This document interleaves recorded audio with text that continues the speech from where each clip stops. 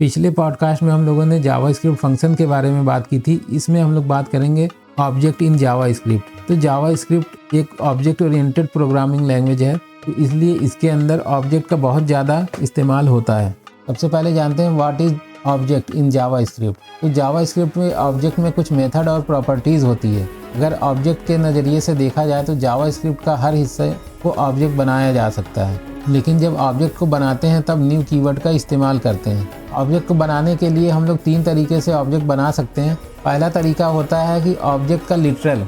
Object literal में ये होता है कि इसके अंदर हम लोग कर्ली ब्रेस ओपन और कर्ली ब्रेस क्लोज करके उसके अंदर की वैल्यू पेयर के फॉर्म में जो वैल्यूज़ देते हैं वो ऑब्जेक्ट लिटरल कहलाता है। ये सबसे आसान मेथड होता है और ज़्यादातर इसी से बनाया जाता है। दूसरा जो तरीका होता है ऑब्जेक्ट बनाने का वो है न्यू कीवर्ड का यूज़ करके।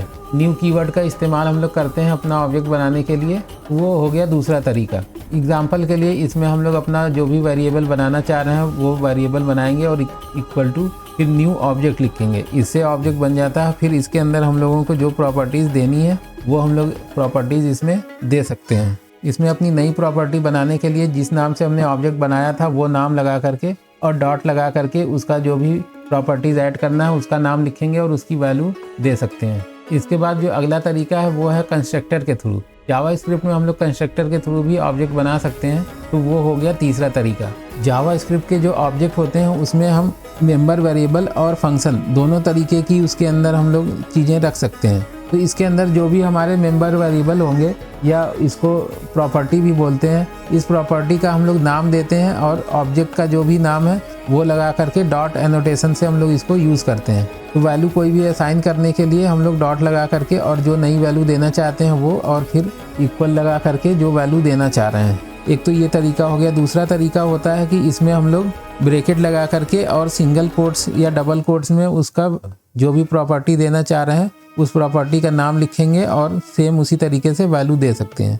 एक्सेस भी करने के लिए सेम इसी तरीके से एक्सेस भी कर सकते हैं। जैसा कि हमने बताया कि ऑब्जेक्ट में मेथड यानी कि फंक्शन भी हम लोग बना सकते हैं, तो इसमें की वैल्यू के फॉर्म में ही रहेगा, यानी कि इसमें हम लोग नेम डालेंगे और फिर उसको अगर कोई फंक्शन देना है तो उसको फंक्शन टाइप को बना करके और उसमें रिटर्न करा देंगे। तो इस पॉडकास्ट में इतना ही।